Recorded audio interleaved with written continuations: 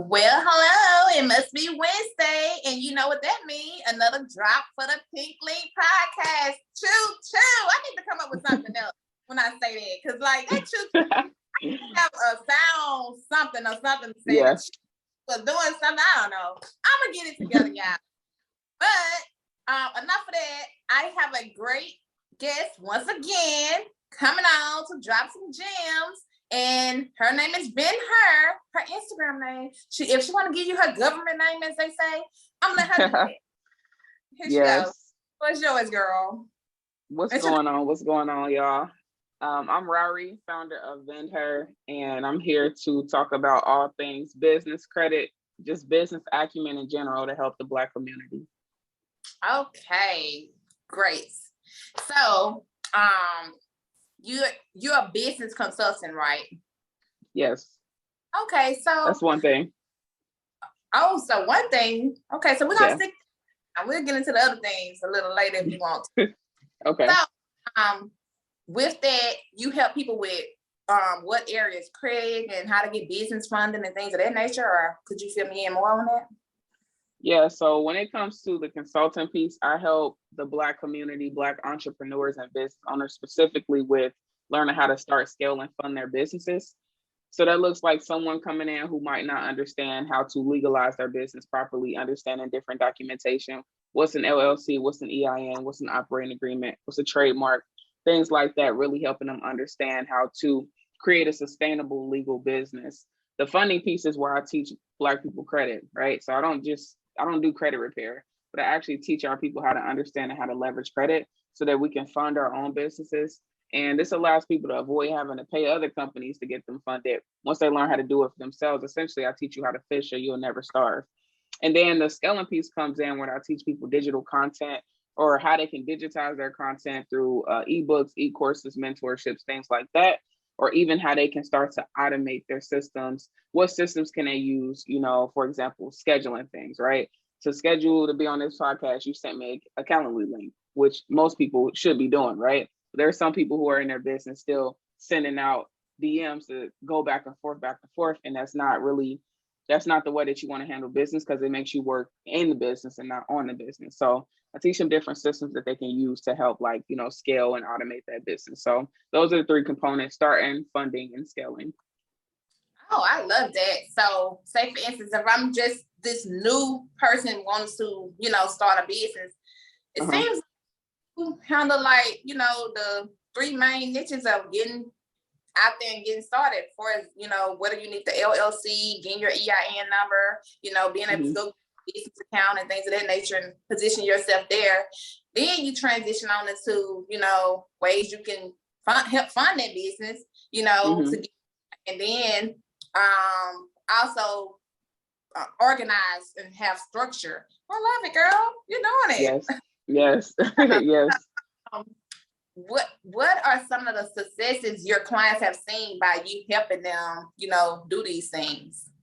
Yeah, that's a great question. So a lot of them have obviously gotten funded, because if I teach you how to get funded and your credit profile is set up the correct way, then you're more than likely going to get a bag. So I've gotten people tens of thousands of funding. Like, that's the easy part. The hard part is getting people to have the right credit. Like, that's the hardest part. Once you have the right credit, funding is the easy part. You know what I'm saying? It's just a matter of whether they say yes or no. If they say no, you go to another bank. Like, it's just that simple. As far as other things, a lot of people, I would say, especially Black women who I work with, just are scared to pull the trigger. Like, they know a lot. Sometimes they need help putting those pieces together. So I help almost be the adhesive to be like, okay, you got this, now put this together. Now the confidence, right? The confidence to know that you already have more than enough to go out there and go do it. A lot of people just need that person who believes in them, that person who can say, girl, you got everything that you need. Like, what you waiting on? So when it comes to successes, not to interrupt you, but you got a 700 score, you meet out. You just need to go ask. Exactly. So that's part of the success right there. It's like, before they came in contact with me, they just was fiddling their thumbs and, had imposter syndrome, or really just was not sure. And it's like, all right, well, let's make you sure. You know, I'm gonna give them all of my education. Let me make it so whereas you don't sit here questioning yourself. Like one of the people I worked with, a good client of mine, she was in my mentorship and she left the mentorship. She got upwards of 30K once she had left between personal and business funding. Now, you know, my mentorship is considered a quote unquote high ticket item. And it was slightly over $1,000, but that's a huge return on investment just for, you know, 4 or 5 weeks. And so sometimes people just need that light that will, you know, that charge that will help them just overcome that hump that's stopping them. Right, because you say it's a high ticket and maybe $1,000 or more, you know, a little over that. But if she got 30,000, like Right. that ain't 29 in return. Like, right, exactly. You gotta believe in yourself enough to put forth 1,000. And so you have belief system as well as, you know, setting themselves up to meet the criteria to know that, hey, you're gonna get this in return when you sign up for my course.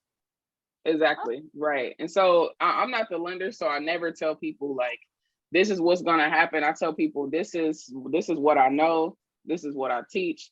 And, you know, the execution is on you. So if you apply these things, I can never guarantee that somebody will be funded, but I can say more likely than not, you know, you will get some type of funding if your profile looks like this. Like there's very few times somebody has a good profile and they're never going to. No, if you're PGing your funding, meaning personally guaranteeing it, and your personal credit is good, there's going to be a bank that lends you money. They want to lend money to banks. You as an individual, not so much. Sorry, I meant to say businesses. They want to lend money to businesses. But as an individual, it does not look the same.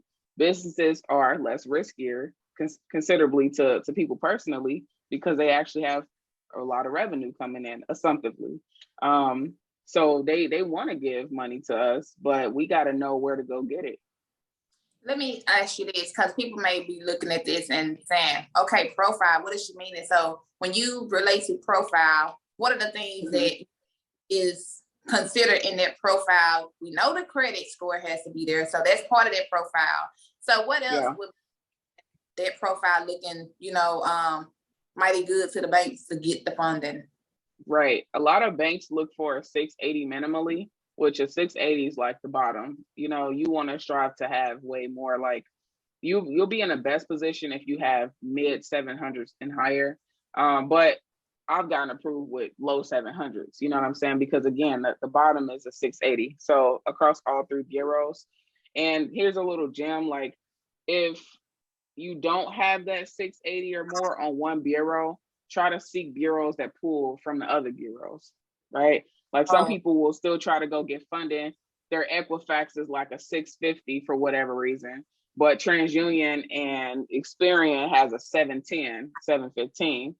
Go pull from Experian and TransUnion if you can, because the bureaus don't communicate with one another. So they don't know, the banks don't know that your Equifax has what it has unless they pull it. So that's the way around it. But the profile, you need a low number of inquiries, so 3 or less, because the lenders they don't want to see somebody who looks like they're thirsty for funding, essentially.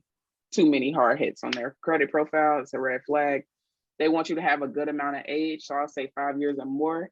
And we know that you can manipulate age by adding an authorized user trade line. That's how you can establish more age if you don't have it.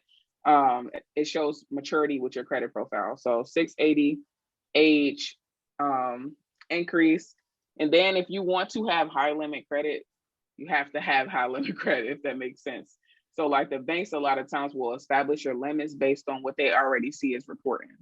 That's why when people have low limit cards, they struggle so much to get higher limits, because you have to start somewhere and continuously work your way up. But you also have to add trade lines. Trade lines add age to your credit profile. They also add credit limits as well. And so the more credit limits that you can add in trade lines, if yours are low, start adding people's trade lines who are higher than yours, so the banks can start seeing that that's reporting and give you higher limits.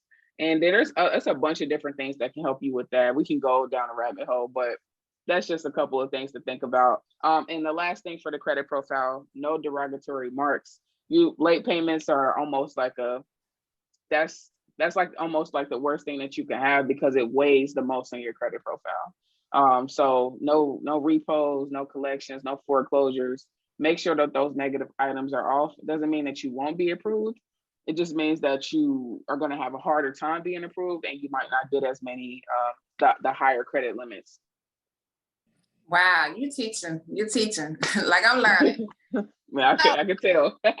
Yes, because I'm like, oh wow, I need to get that cleared up. Right.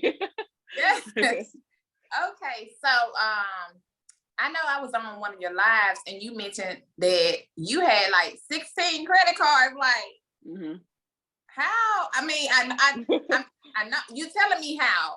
So, right. like, what is the total? Do you mind us going into that? Like, what is the total of 16 credit cards? Like, I'm trying to get the high limit. I need to add some people on there, girl. Right. It should be more. Honestly, I'll be honest with you. When I got these cards, I didn't know what I know now, or else I would have had way higher limits. But collectively, I have about 100K in personal and business. But having as many cards as I have, I should probably have 250K realistically, because there's a certain process that you want to do when you're applying. And because I was just so like eager to act on the things that I had learned, I miscalculated some things, but I was just acting on what I knew. So this is a lesson for everybody. Like, fail forward, you learn, you pick yourself up, and you do it better next time. So from that mistake, I ended up when I bought a car last year, I went to the dealership. Bad mistake. Got a bunch of inquiries from that. And so you have to wait until those inquiries fall off, you know what I'm saying, 2 years before you can actually get the funding that you want.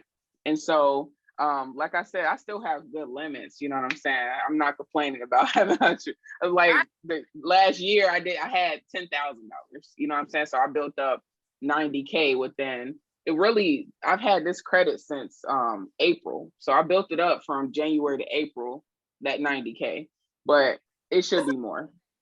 Like, Yeah, no, I'm happy about that though. Huh? I'm still proud and happy about that. Especially when you go from like knowing nothing, you come from a family that's not financially literate. You know, I'm college educated, but they never taught me what I know now, you know, about business.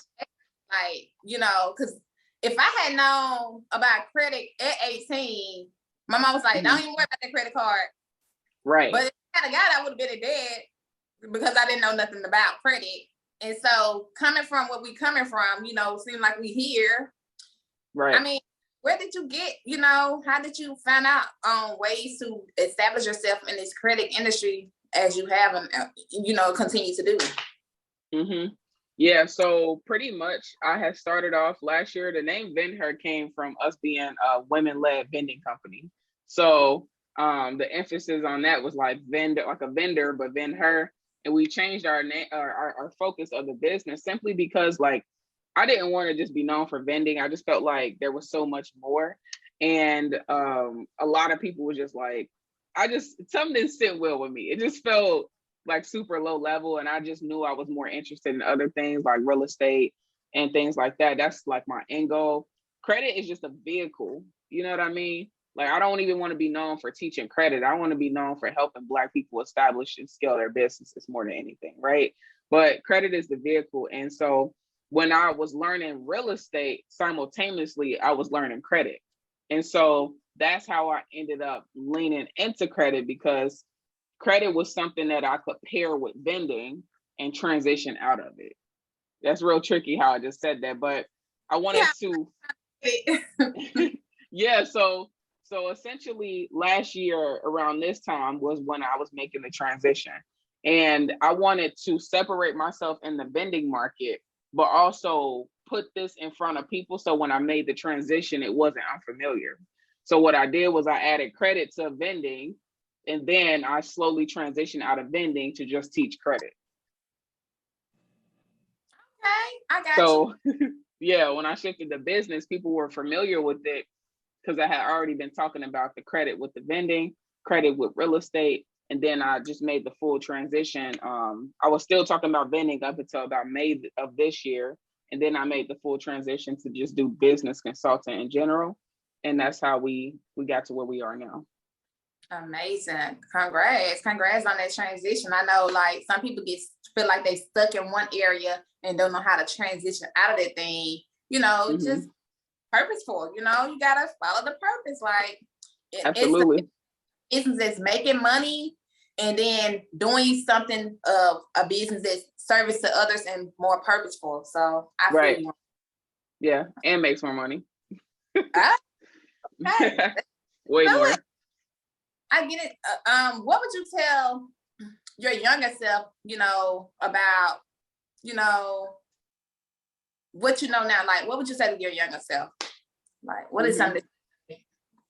I feel like what I would have told my younger self is like, I would have started sooner. Like, I would have been more curious and interested sooner.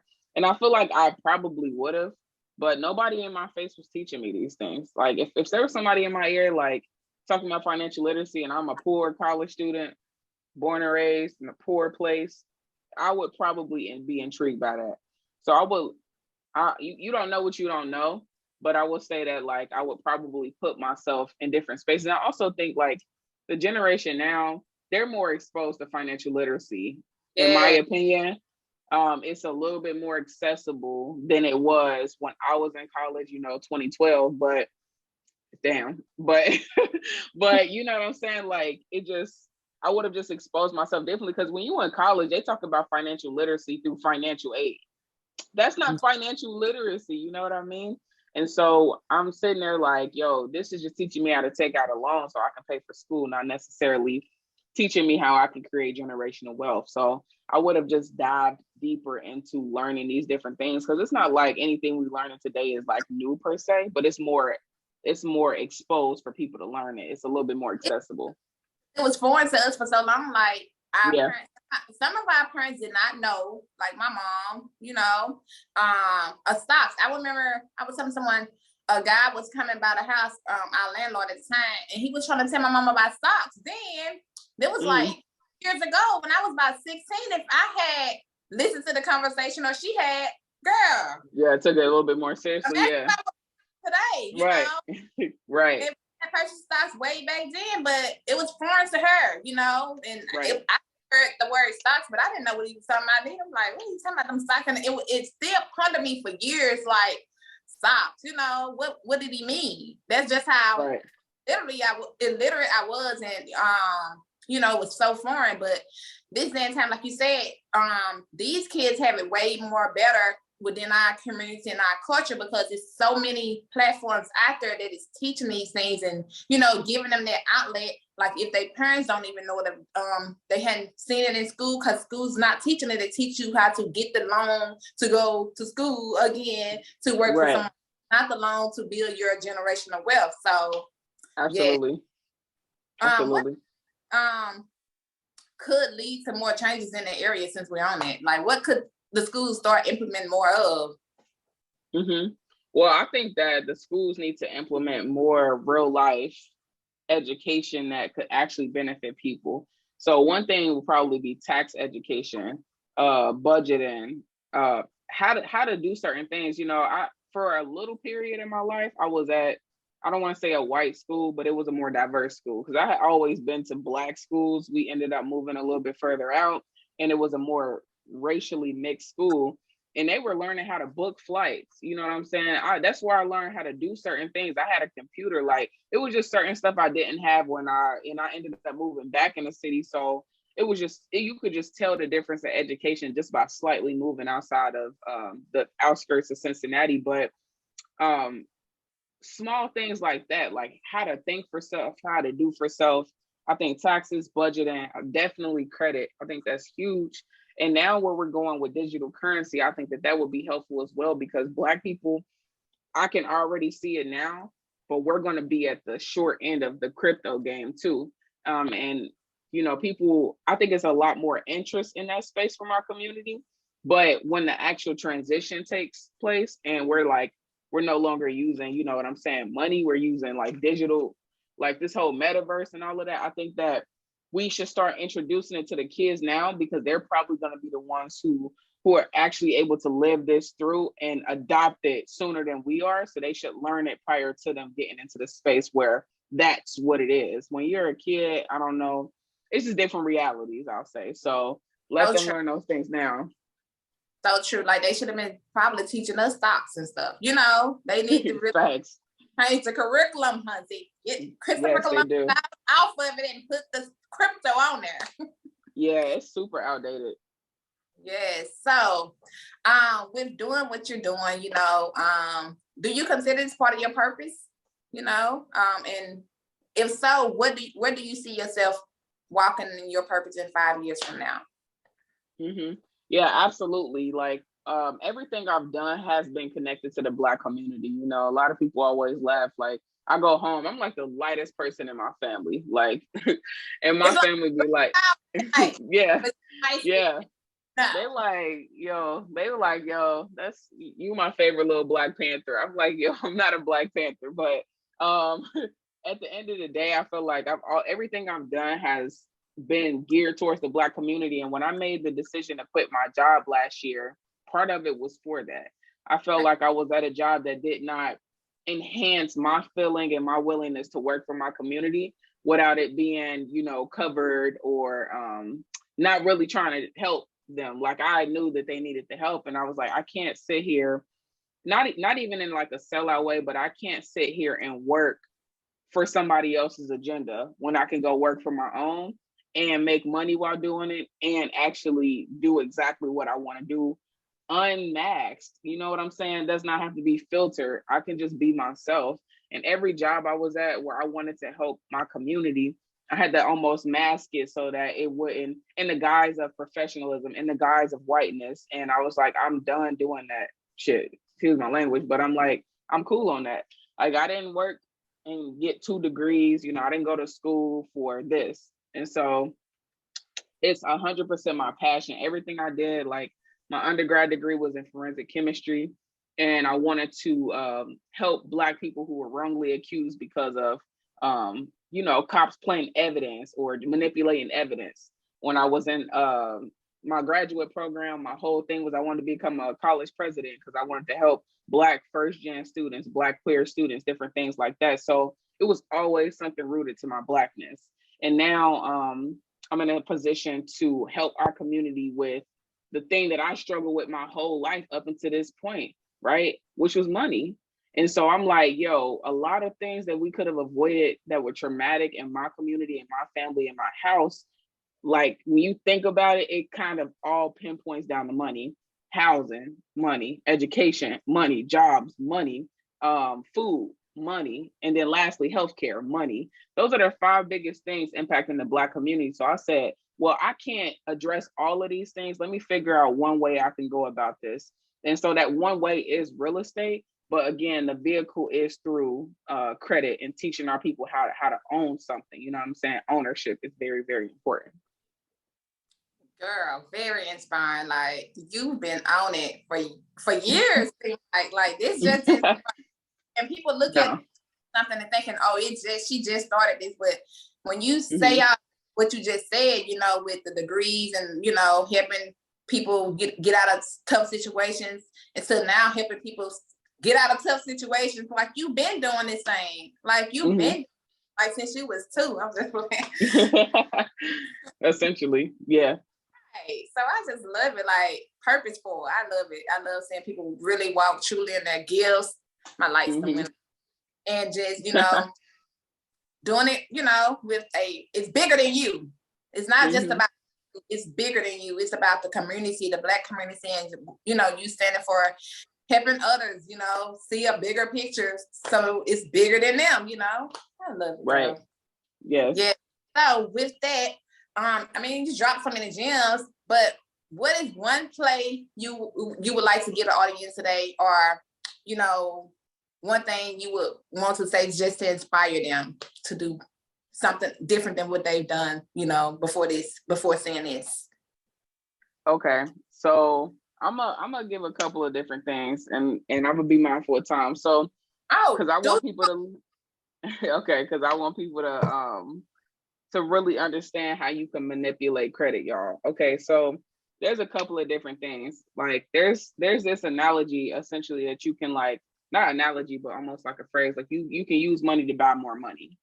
And that's how folks get wealthy, right? They use their money to compound and make more money. So when I say that with credit, essentially I use credit and I understand it well enough to be able to liquidate credit, meaning I could turn, credit to cash. And then from there, I'm able to put that cash into different things, right?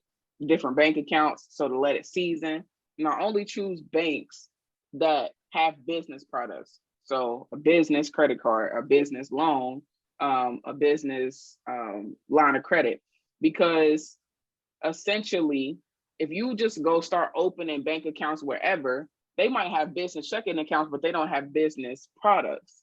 I want to go somewhere where I know I can borrow money to get more money, essentially. So when I liquidate my credit cards, there's these internal things in the banks called bank ratings, and the public doesn't really know about it. And the more money you put into your bank accounts, huh? You said bank ratings? Yeah, it's an internal bank rating that they do. Like Navy Federal even has it where they create your own Navy Federal credit score within the bank, which allows you to get more money or less money. So it's a rating with the bank, right? But depending on how much money you put in these banks, that is what attributes sometimes to your bank rating and how long you've kept it there. So I could use the money from my credit card and let it season in these banks for a month, 2 or 3 months. And this is why it's important to build relationships with bankers, because I can ask them, hey, how long does this need to be here in order to establish a relationship with you all? I use guys language like that. And if they say not long, I'll follow up. Okay, is there some type of bank rating to help me with my approval chances, the blah, blah, blah, to get to the answer that I really want? Because they'll tell you anything, but just for you to put your money in there. But realistically, I then use that. I can go apply for credit cards. And when I go apply for credit cards, sometimes they match the money that you put in there. So if you put, for example, I had a friend who put $7K into the bank, they gave him a $14K credit card. Now, is that a coincidence? Who knows? But it makes sense though, when you start putting money in there, they'll give you what you say that you felt like they were responsible for holding. They're going to match you potentially, or give you even more, or give you less. Who knows? But all we're going to do is take that money back out and run the play again at a different bank. You know what I'm saying? We just want the higher approval chances as well as the higher credit limits, which is why we do this. So I got to create some type of name for this, but essentially, like, that's really what it is. You just letting your money season in different places, and you don't have to have the money. You can start with credit. Now, if you don't have credit to get this started, obviously you just got to put what you have. I was talking about this literally yesterday on a live I was on, and I was saying I had $150 when I established a relationship with Navy Federal, and they gave me $15,000. Everybody thinks that you gotta put in a bunch of money to get a bunch of money. No, you just have to make sure that the numbers that you're using make sense. I tell people all the time, like, why do you think a bank would give you a $20,000 card if you told them that you only make $50,000 in your business? Or worse, you told them you made nothing, because that's what you actually made. We have to start understanding that the banks are okay with you putting projected income, right? Put projected income in your applications and think big. I'm not saying go run up and say I'm gonna make $1 million and you have a business consultant or some cosmetics or something. You don't know if you're gonna hit 1 million, but numbers 150, 200, that's not uncommon for a business to hit 250K. It's a business.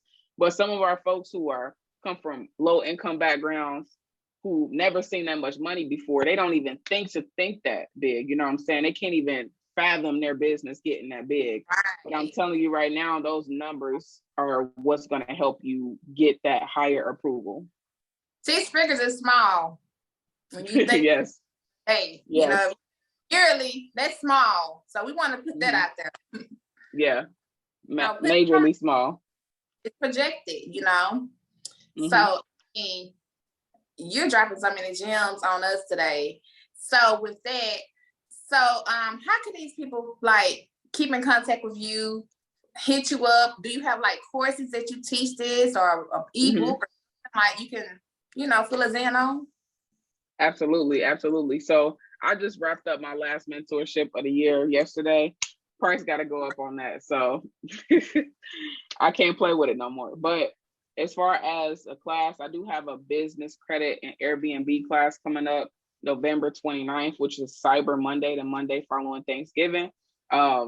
Anybody who's from your platform, if they would like to join, they can use the discount code WELIVE, just WELIVE, and they'll get $200 off of that class. I'll keep it open just for the people in your platform, for you, whoever's interested. And again, that's going to be all things business credit. So I'm going to be talking about the profile, PG business credit, non-PG business credit, fintech business credit. And if people are confused on what those things are, that's why they need to be in the class, because it's so much knowledge. And for me, I don't hold back. I wrap everything into here because I don't want you having to feel like, oh, this is a upsell to get something else. Like, no, this is what we're doing. Come here and get your education, go execute, period. As far as following me, it's _Venher, VEN, V as in Victor, ENDHER on all platforms, as well as YouTube. Go ahead and subscribe to us because I'll be dropping a lot more content there. I mean, if y'all don't go follow her to get your life right, what even the gems that she brought, I mean, it stands for the average person who's looking to, utilize credit and turn credit into cash and cash into credit. Am I right? Or am I saying that? Because No, you said it right. Like it's very beneficial. In order to, if you see yourself wanting to build wealth, it takes credit to do that. Credit is king. They said cash is king, but credit is king into being able to build longevity and wealth and transition into real estate or whatever, to just set yourself up for better, like on Big Purr. I'm rolling. Like, I said I'm rolling, yo.